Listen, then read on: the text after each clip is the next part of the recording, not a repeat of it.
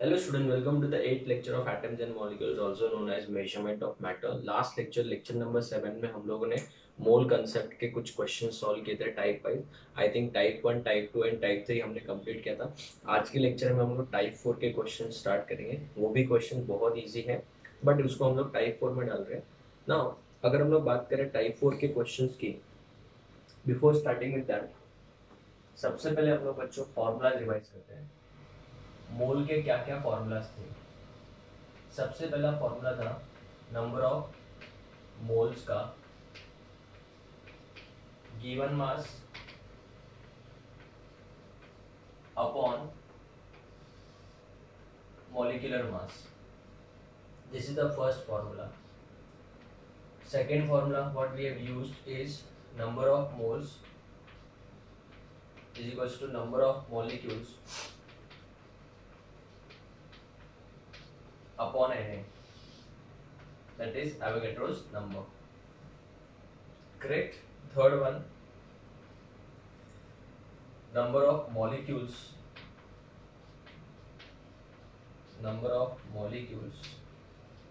is equals to number of moles into Na. अभी एक fourth formula मैं आपको दे रहा हूँ, अच्छे से सुनिएगा। फोर्थ फॉर्मूला ऐसा नया नहीं है बेटा, इधर से लिखा है मैंने। अगर मैं क्रॉस मल्टीप्लाई कर दूं तो number of moles into molecular मास क्या हो जाएगा बेटा, गिवन मास। तो अगर आपको सिर्फ मास निकालना है किसमें, ग्राम्स में, तो आपके लिए फॉर्मूला क्या हो जाएगा, बोलो बच्चों, number of moles multiplied by molar mass. इस तरीके से बेटा, और कुछ नया फॉर्मूला नहीं है, इधर से ही डिराइव किया मैंने। ठीक है, तो स्टूडेंट्स हम लोग अभी स्टार्ट करते हैं टाइप 4 के क्वेश्चंस। फर्स्ट क्वेश्चन,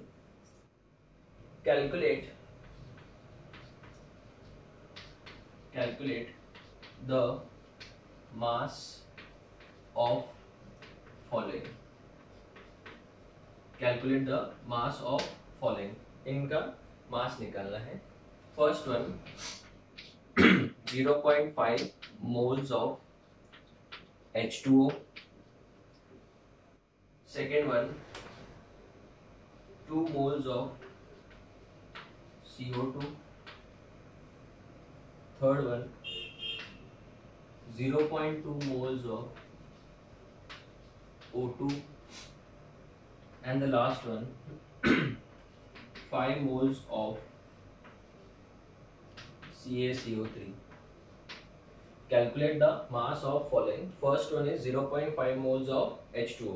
तो सबसे पहली बात तो मास का फॉर्मूला क्या है, number of moles into molecular मास बेटा। तो नंबर ऑफ मोल्स तो मुझे पता है, क्वेश्चन में दिया हुआ है, खाली मॉलिक्यूलर मास पता नहीं है। तो हम लोग का सबसे पहला टारगेट क्या होना चाहिए, calculation of molecular mass. So molecular mass 2 into hydrogen is 1, oxygen 1 है, एक ऑक्सीजन का 16 होता है, तो टोटल कितना आएगा बच्चों, 18 आएगा।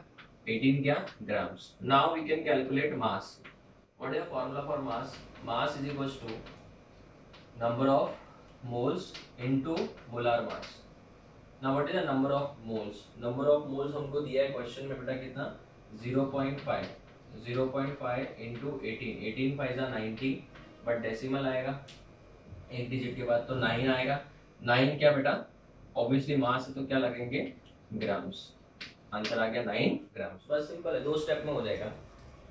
आप लोगों को अगर सॉल्व करना तो वीडियो पॉज करके सॉल्व करो।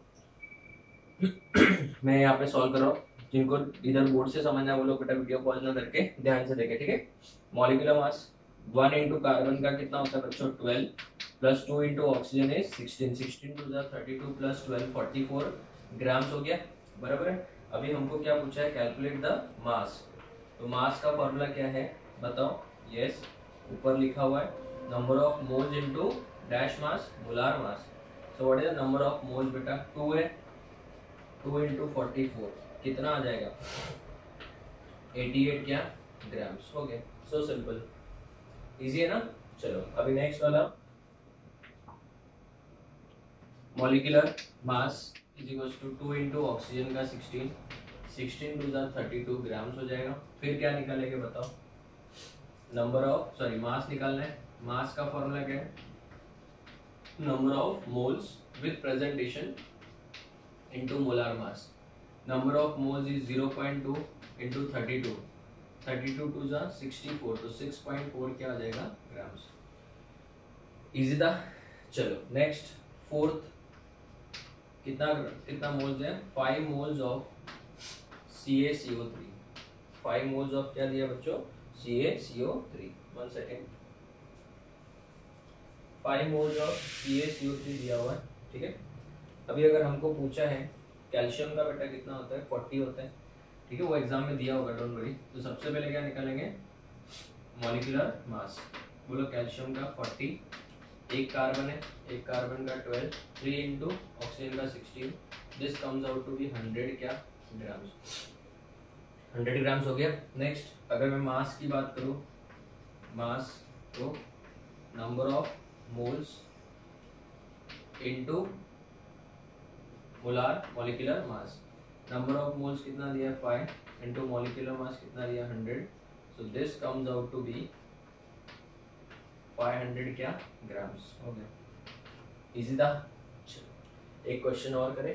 ठीक है, देखो 0.2 moles of sodium. 0.2 moles of sodium. Simple है. तो बेटा सोडियम तो एटम है और एग्जाम में दिया होगा सोडियम कितना बेटा? 23. तो ये इसका कौन सा मास है? एटॉमिक मास है बेटा. तो यहाँ पे डायरेक्टली अपन ना क्या निकाल सकते हैं? Mass is equal to number of moles into atomic mass. तो अगर मैं यहाँ पे मल्टीप्लाई करूँगा कितना है? नंबर ऑफ मोल 0.2 है इंटू 23. तो इसका आंसर आ जाएगा 4.6 क्या बेटा ग्राम्स. हो गया. I think it was very simple. So this is your type 4 के क्वेश्चन. टाइप 4 के क्वेश्चन मैंने आपको दे दिए. ठीक है, होमवर्क में आपको मैं 3-4 क्वेश्चन देता हूँ, फिर हम लोग next type, last type, type 5 की तरफ जाते हैं. ठीक है, इसका फोटो लो फिर आगे बढ़ते हैं.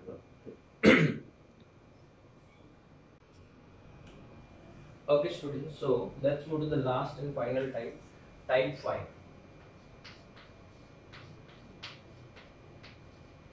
ठीक है, टाइप 5. ना टाइप 5 क्या है बच्चों? ध्यान देना. इसको समझाने के लिए बेटा लास्ट टाइप है, इंपॉर्टेंट भी है. ठीक है ना, ये जनरली 11th में आता है. आपको यहाँ पे बेटा एक ही क्वेश्चन है, बट मैं आपको ऐसा सिखाऊंगा कि आपको कोई भी डाउट नहीं आएगा. इसका बेटा क्या है? It calculates number of atoms in given mass. Sir ये क्या है? एग्जाम्पल मैं आपको देता हूं, बराबर है? ध्यान से सुनो बच्चों. अगर मेरे पास में वाटर है, समझो if I have 18 grams of water, बराबर है ना. Confusion arises over here. ध्यान से सुनो बच्चों. इफ आई से calculate the number of hydrogen atoms. देखो number of atoms. Calculate the number of hydrogen atoms in 18 grams of H2O. देखो गिवन मास बोला है ना, 18 ग्राम वाटर में नंबर ऑफ हाइड्रोजन एटम्स हमको पता करना है. 18 ग्राम्स ऑफ वाटर में हमको नंबर ऑफ हाइड्रोजन एटम्स पता करना है. ठीक है, तो ऐसा कभी भी आ जाए ना, number of this atom, number of वो एटम, फलाना ढिमका एटम, तो बेटा राम सर का एक सिंपल सा ट्रिक यूज करो. ट्रिक क्या बेटा? एकदम सिंपल. नंबर ऑफ एटम्स का एकदम सिंपल ट्रिक है. ध्यान देना, नंबर ऑफ एटम्स एकदम सिंपल ट्रिक है. x into number of moles into Na. Sir ये क्या है? आई होप आप लोग को ये वाला पता होगा, number of moles into Na. Sir हाँ ये तो पता है. आपने सर आगे x लिख दिया. सर ये x क्या है? x का मतलब होता है atomicity of that atom. What is the meaning of x? It is the atomicity of required atom. Now if I am talking about hydrogen, what is the atomicity of hydrogen in this molecule? 2. What is the atomicity of oxygen in this molecule? It is 1. So can we say that for this question, what will be the number of hydrogen atoms? So for number of hydrogen atom, we have to take x. X is the atomicity. What is the atomicity of hydrogen? तो into we know how to calculate number of moles. Type 1 में पढ़ा है number of moles into Na का value तो पता है. Okay, this is the answer. Sir, if they ask us number of oxygen atoms, then एकदम simple. What is the atomicity of oxygen? कुछ नहीं लिखा तो we'll understand it as, take it as what, 1 into number of moles into Na. Okay, so simple. Sir, it is quite simple. Yes, I know. ठीक है, let us solve one example. Question ले ले बेटा. ठीक है, calculate the number of carbon atoms and number of hydrogen atoms in 1.6 grams of CH4. Methane, इसको methane बोलते हैं बेटा, गोबर गैस. ठीक है, चलो सर ये सॉल्व करते हैं. सबसे पहले मुझे था नंबर ऑफ, क्या पूछा है, कार्बन एटम पूछा है. तो नंबर ऑफ कार्बन एटम्स का फॉर्मूला क्या होगा, x into number of moles into Na. तो सबसे पहले Na तो पता है, नंबर ऑफ मोल्स निकालना है. सो नंबर ऑफ मोल्स निकालने के लिए सबसे पहले क्या करोगे बताओ, मॉलिक्यूलर मास निकालोगे. और मॉलिक्यूलर मास कार्बन का 1 इंटू 12, 4 इंटू हाइड्रोजन का 1, इट इज 16 बेटा. सेकेंड स्टेप में क्या निकालेंगे हम लोग, नंबर ऑफ क्या निकालेंगे, मोल्स. और number of moles is equal to given mass कितना है, 1.6 अपॉन 16. 1 जा, ये 10 जा, तो 1/10. 1/10 को अपन 10 की पावर -1 लिख सकते हैं. Correct sir. Third point, number of किसका पूछा है सर, कार्बन एटम पूछा पहले.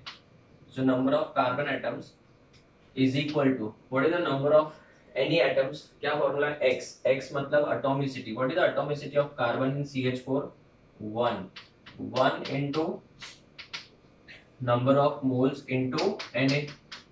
अरे बच्चों हाँ या ना तो बोलो. नंबर ऑफ मोल्स कितना बेटा, 10 की पावर -1 इंटू Na का वैल्यू 6.022 इंटू 10 की power 23.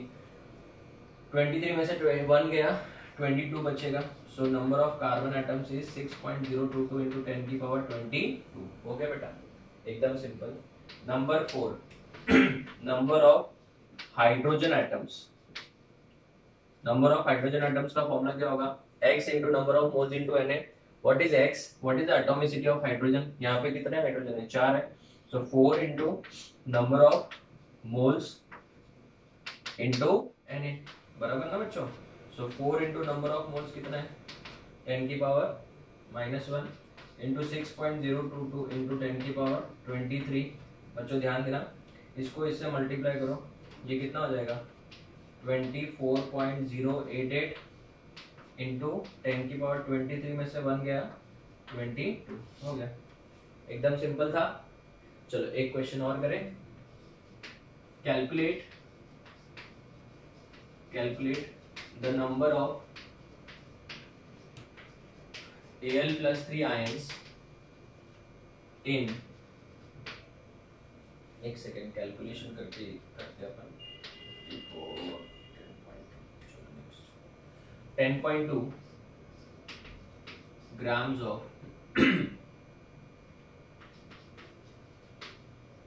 Al2O3. 10.2 grams of Al2O3. Aluminium is 27 and oxygen is 16. Sir ये Al+3 आयंस क्या होता है, Al+3 आयंस बेटा कुछ नहीं, उसके ऊपर चार्ज है, उसने 3 इलेक्ट्रॉन दे दिए बेटा, वही और कुछ नहीं. ठीक है, आपको तो इसी मेथड से करना है. तो सबसे पहले मुझे बताओ, आयन पूछे या कुछ भी पूछ ले, अपने पास है तो वही एटम ही है ना. Al+3 भी तो एक एटम का ही पार्ट है ना. तो बताओ सबसे पहले क्या करेंगे सर, सबसे पहले molecular mass. Molecular mass 2 into 27, 3 into 16. 27 2 जा 54, 16 3 जा 48. कितना हो गया, 102 ग्राम्स. हो गया. फिर सेकेंड स्टेप में क्या निकालेंगे हम लोग बताओ, नंबर ऑफ मोल्स निकालेंगे. What is the formula for number of moles, given mass कितना है, 10.2 अपॉन मोलर मास 102. ये 1 जा 10 जा हो गया. सो 1 जा 10 जा मतलब 10 की power -1. Third point, number of क्या पूछा है, Al+3 आयंस पूछो या एटम्स पूछो, दोनों के लिए फॉर्मूला सेम ही है.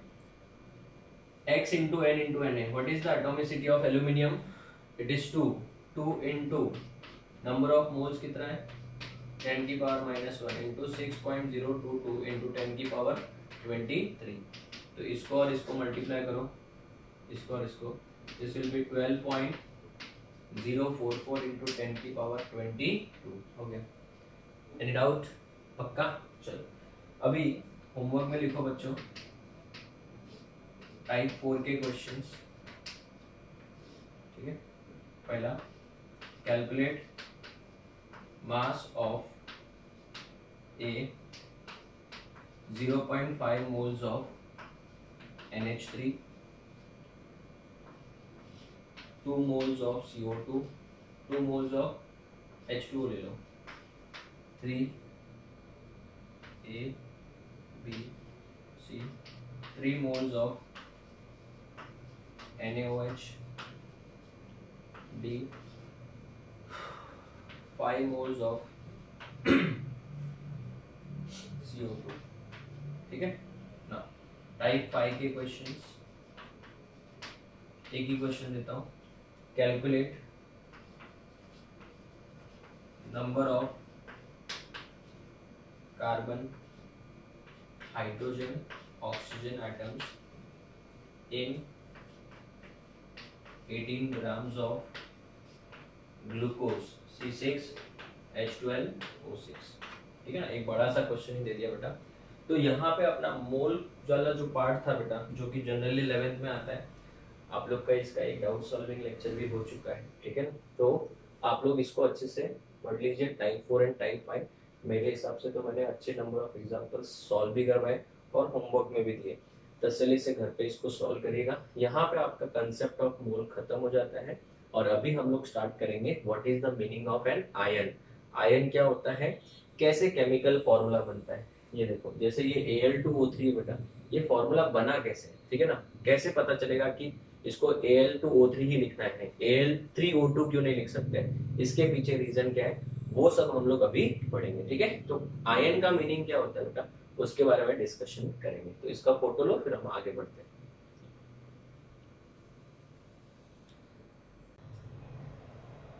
Okay students, so let's start with concept of ion.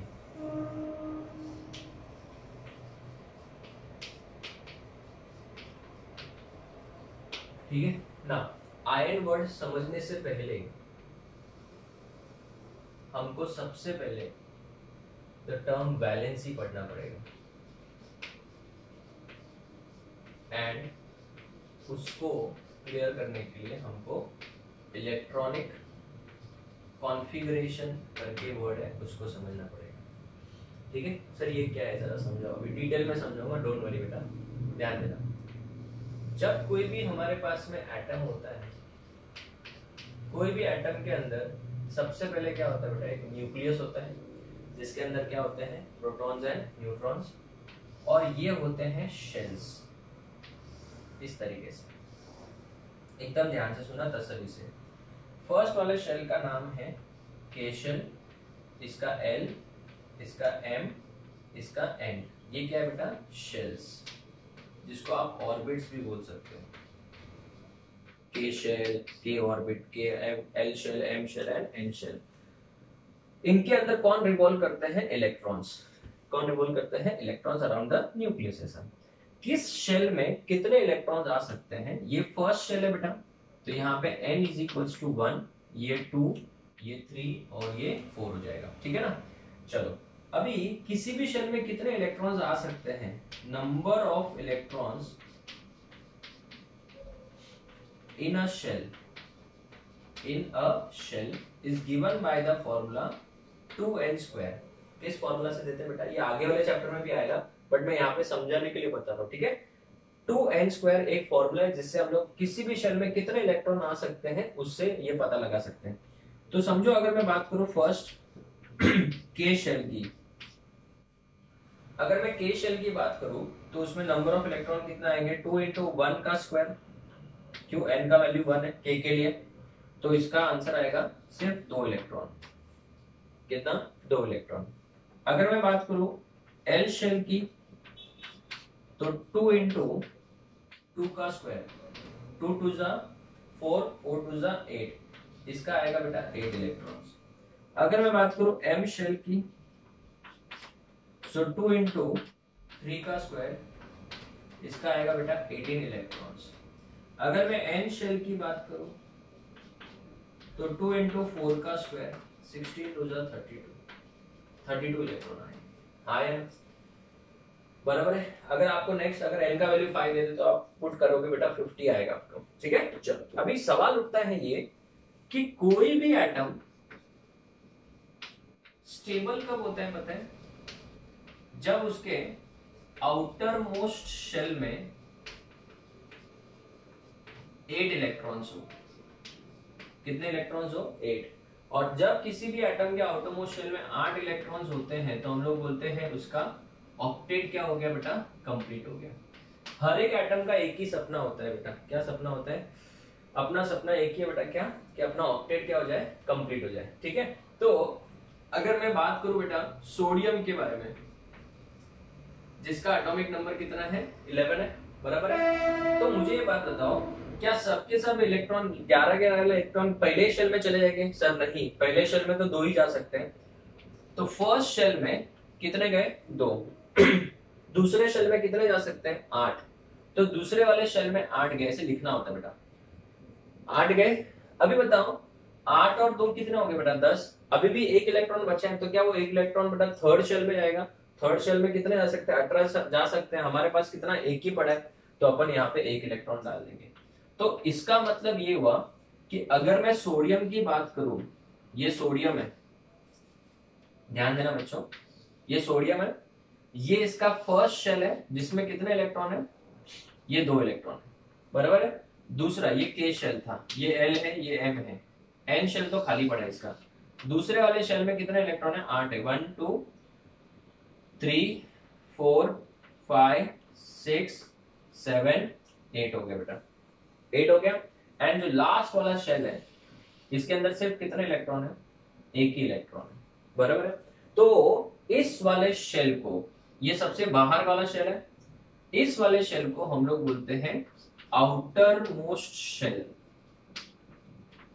और इसका दूसरा नाम है valence shell. We can call it as what students? Valence shell. So atom बेटा स्टेबल कब होगा? जब उसके आउटर मोस्ट शेल या फिर वैलेंस शेल में 8 इलेक्ट्रॉन्स होने चाहिए। This distribution of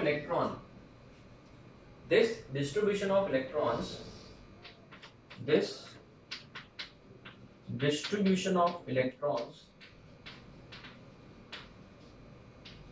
in different shells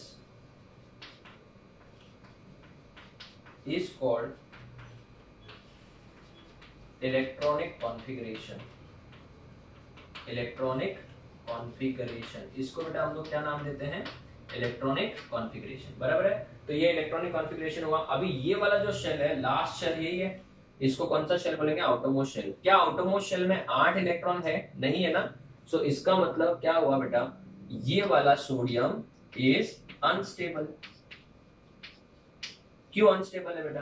क्योंकि इसका ऑक्टेट कंप्लीट नहीं है, बराबर है। तो मुझे एक बात बताओ, इसका ऑक्टेट कंप्लीट नहीं है। अगर मैं बात करूं क्लोरीन की, चलो बताओ, क्लोरीन 17 है।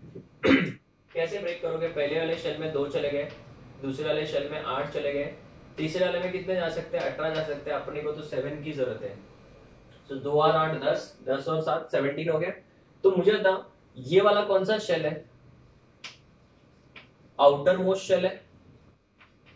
क्या है बेटा? बताओ क्या है ये? आउटर मोस्ट शेल है। आउटर मोस्ट शेल में क्या ऑक्टेट कंप्लीट है? ऑक्टेट कंप्लीट है कि नहीं है? सर नहीं है। ऑक्टेट क्या है बेटा? इनकम्प्लीट है। तो ऑक्टेट अगर इनकम्प्लीट है तो ये भी क्या है बेटा? अनस्टेबल है, बराबर है। ये दोनों के दोनों बेटा क्या है? अनस्टेबल है। तो ये सोडियम क्या चाहता है? मेरा भी ऑक्टेट कंप्लीट हो जाए। क्लोरीन क्या चाहता है? मेरा भी ऑक्टेट कंप्लीट हो जाए। तो सुनो बेटा एकदम ध्यान से, ये जो सोडियम है ना, अभी क्या है वो? 2 8 1 है ना। ये क्या सोचते हैं कि मेरे को या तो 7 इलेक्ट्रॉन कहीं से मिल जाए ताकि इसमें ऐड करके मेरे 8 हो जाए। Listen to me carefully. Suppose मुझे 7 इलेक्ट्रॉन मिल गए, तो इसमें ऐड करके I get converted into what 8, which is not possible. 7 electrons कौन देगा इसको? तो ये क्या करता है पता है, ये खुद क्या बोलता है, इससे अच्छा एक काम करता हूँ, ये इलेक्ट्रॉन ही हटा देता हूँ, ना रहेगी बांस ना बजेगी बांसुरी बेटा। एकदम सिंपल। ये 1 जो है अगर मैं निकाल देता हूँ, if I lose 1 electron, it loses 1 electron. अगर ये एक इलेक्ट्रॉन लूज कर देगा तो Na फिर क्या बचेगा 2,8। नाउ इसका बेटा ये वाला आउटरमोस्ट शेल हो गया, आउटरमोस्ट शेल में कितने इलेक्ट्रॉन हो गए 8 हो गए, highly stable, so this is stable now. But आपको लगता है इसने एक इलेक्ट्रॉन क्या किया, लूज किया कि गेन किया है? लूज किया। Now listen to me carefully, एक एटम जितना भी इलेक्ट्रॉन लूज करेगा उतना उसके ऊपर प्लस आएगा। कितना इलेक्ट्रॉन लूज किया? एक। ना if I talk about magnesium, बच्चों ध्यान देना, मैग्नीशियम इज 282। अब इसको 6 इलेक्ट्रॉन तो कोई देगा नहीं, तो आप बताओ इससे better it will lose how many electron? Absolutely correct, it loses 2 electron. If it loses 2 electron then 2,8 हो जाएगा। बताओ इसने कितना इलेक्ट्रॉन लूज किया? 2। तो मुझे था बेटा इसके ऊपर प्लस आना चाहिए कि माइनस आना चाहिए? Plus, so it will be +2। एकदम simple. If I talk about aluminium which is atomic number 13 283, इसको 5 इलेक्ट्रॉन कोई देने वाला नहीं है, इससे better it will what loses how many electrons? 3 electrons. तो बताओ ये क्या हो जाएगा? एल्यूमिनियम 2,8 हो जाएगा। Now tell me what will be the charge? Sir lose किया तो प्लस आएगा, गेन किया तो माइनस आएगा। लूज कर रहा है कितना? 3, सो +3 हो गया। एकदम सिंपल। सो यहाँ पे +1, यहाँ पे +2, यहाँ पे +3। सोडियम को अपना ऑक्टेट कंप्लीट करने के लिए, listen to the statement carefully, sodium को अपना ऑक्टेट कंप्लीट करने के लिए कितना इलेक्ट्रॉन लूज करना पड़ रहा है? 1। मैग्नीशियम को अपना ऑक्टेट कंप्लीट करने के लिए कितना इलेक्ट्रॉन लूज करना पड़ रहा है? 2। एल्यूमिनियम को अपना ऑक्टेट कंप्लीट करने के लिए कितना इलेक्ट्रॉन लूज करना पड़ रहा है? 3। उसी को बेटा वैलेंसी बोलता है। The number of atoms, the number of electrons an atom gains or loses to complete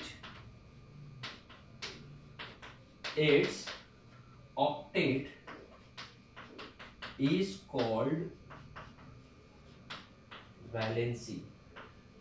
बराबर है। और दूसरा डेफिनेशन, अभी सोडियम के ऊपर कितना प्लस है? सर एक ही प्लस है, तो वो कितने माइनस के साथ जुड़ सकता है? सर प्लस माइनस, हाँ अट्रैक्ट करेगा ना, कितने माइनस के साथ जुड़ सकता है? एक। तो वो उसकी कंबाइनिंग कैपेसिटी क्या हो गई? समझो बेटा मैं सोडियम हूं, मेरे पास एक ही प्लस है, इधर बेटा एक क्लोरीन खड़ा है जिसके ऊपर माइनस है, इसके ऊपर भी माइनस है, तो मैं दोनों में से दोनों को जुड़ जाऊंगा क्या? किसी एक को ही जुड़ूंगा?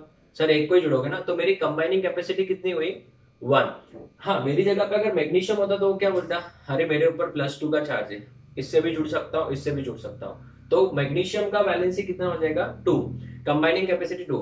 अगर एल्यूमिनियम खड़ा होता तो ये एक क्लोरीन, ये दूसरा क्लोरीन, उधर से तीसरा क्लोरीन, 3 लोगों के साथ जुड़ सकता था, तो उसकी कंबाइनिंग कैपेसिटी कितनी हो जाएगी? 3। सो वैलेंसी का दूसरा डेफिनेशन है, valency is defined as, you can write both the definitions in exam, is defined as the combining capacity of an element, the combining capacity of an element। किसी भी element की combining capacity को बेटा उसका valency बोलते हैं। से for example मैं यहाँ पे लिख रहा हूँ, आप लोग नीचे लिखना, सोडियम का वैलेंसी कितना है बच्चों? 1 है। मैग्नीशियम का वैलेंसी कितना है? 2 है। और एल्यूमिनियम का वैलेंसी कितना है बच्चों? 3 है। Is it clear? I hope it is clear. तो स्टूडेंट्स अभी आपने सोचा रहेगा सर यहाँ पे तो सब इलेक्ट्रॉन लूज ही कर रहे हैं, आपने यहाँ पे लूजेस तो लिखना चाहिए था ना, आपने गेन क्यों लिखा? बिकॉज क्लोरीन क्या करेगा बेटा? ऑक्टेट कंप्लीट करने के लिए 7 इलेक्ट्रॉन देगा क्यों? आप उसकी जगह पे क्या होते तो क्या करते? इससे अच्छा तो 1 इलेक्ट्रॉन ले ही लेता हूं ना। तो वो इलेक्ट्रॉन गेन करेगा कि लूज करेगा? गेन करेगा। वो नेक्स्ट बोर्ड पे समझाता हूं, इसका एक बार अच्छे से फोटो ले लो बच्चों।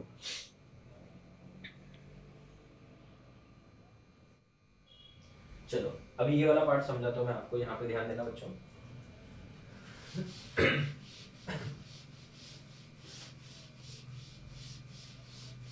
ध्यान देना, ठीक है। तो मैंने आपको लॉस ऑफ इलेक्ट्रॉन वाला समझा, अभी गेन वाला इलेक्ट्रॉन समझाता हूं। देखो क्लोरीन बेटा 287 है। अभी ये ऑक्टेट कंप्लीट नहीं है ना बेचारे का, तो इट विल गेन इलेक्ट्रॉन और loose electron. It gain 1 electron. अगर ये 1 इलेक्ट्रॉन गेन करेगा तो यहाँ पे क्या आएगा बेटा 2,8,8 आएगा। अगर 2,8,8 आएगा बच्चों, तो मुझे एक बात बताओ, इसने इलेक्ट्रॉन गेन किया, लूज किया था तो प्लस आता था ना, गेन करेगा तो जितना गेन करेगा उतना माइनस। अभी एक ही इलेक्ट्रॉन गेन किया तो एक ही माइनस, ऐसे एक लिखो नहीं लिखो बेटा, it is understood one only. If I talk about oxygen, चलो ध्यान दो, ऑक्सीजन का एटॉमिक नंबर 8 होता है, तो 2 क्या आ जाएगा 6। फर्स्ट शेल में तो 2 इलेक्ट्रॉन जा सकते हैं, इसका एटॉमिक नंबर 8 था, ठीक है। तो आप बताओ इसको कितने इलेक्ट्रॉन की दरकार है, sir 2 electron. So it gains how many electron बच्चों, इट गेन्स 2 इलेक्ट्रॉन। सो इसके ऊपर कितना माइनस आएगा, -2। If I talk about nitrogen, nitrogen atomic number is 7, so 2 क्या लिखूंगा 5। We are talking about atomic number, atomic mass number is 14, oxygen का atomic mass number is 16, we are talking about atomic number बेटा, ठीक है। तो nitrogen का कितना हो जाएगा, इसको बेटा 3 इलेक्ट्रॉन्स की जरूरत है, तो 2,8 हो जाएगा। It gains how many electrons, 3 electrons, it gains 3 electron, तो इसके ऊपर -3 आएगा बेटा, एकदम सिंपल, समझा पक्का। So what is an ion, तो फिर आयन क्या होता है, आयन का मतलब होता है बेटा an atom or group of atoms having a charge, charge मतलब प्लस या minus, is called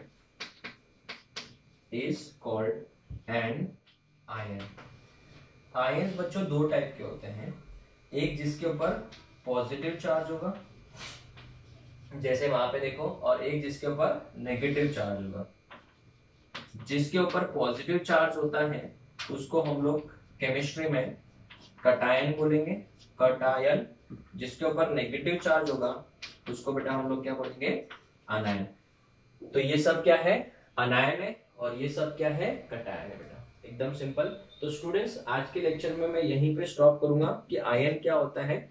next lecture में मैं आपको सिखाऊंगा कि कंपाउंड के फॉर्मूलाज कैसे बनते हैं। जैसे अगर मैं आपको एक ब्रीफ में ओवरव्यू दूं तो एकदम सिंपल है। एल्यूमिनियम अगर बोलता है ऑक्सीजन को आई लव यू, किसको आई लव यू बोला उसने, ऑक्सीजन को। तो अगर एल्यूमिनियम ऑक्सीजन को आई लव यू बोलता है तो शादी के बाद इनका फॉर्मूला क्या बनेगा, सर एल्यूमिनियम का वैलेंसी देखना पड़ेगा। एल्यूमिनियम का वैलेंसी कितना है, 3 है, ये नेक्स्ट लेक्चर में करवाऊंगा। ऑक्सीजन का भी वैलेंसी देखना पड़ेगा, कितना है, 2 है। डोंट टेक द चार्ज, ठीक है ना, चार्ज मत लिखो, प्लस माइनस वो मत लिखो। फिर क्या करोगे, बस हो गई शादी, ठीक है ना। इसका परिवार इसका, इसका परिवार भी इसका, ठीक है ना। तो यहाँ पे क्या हो जाएगा, Al कितनी बार, 2 बार, नीचे लिखते हैं ऐसे।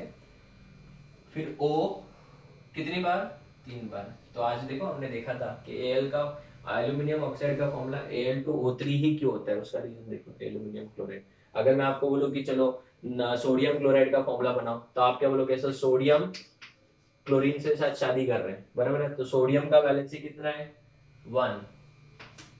क्लोरीन का वैलेंसी उसका -1 है तो 1 लिखेंगे। फिर क्या करोगे, क्रॉस, हो गया।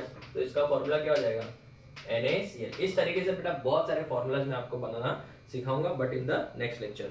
सो आई होप आप लोग को ये लेक्चर अच्छे से समझा होगा, एक एक कंसेप्ट आपको अच्छे से दिमाग में बैठी होगी। ये वाला पार्ट जो है एक बार वापस रिवाइज कर लेना, ठीक है, ताकि हम लोग को नेक्स्ट लेक्चर में इसी का आगे यूज है बेटा, ठीक है। So will meet in the next lecture with the very very important part, how to frame chemical formulas और writing the chemical formulas of the compound. Till then, thank you. Take care, students.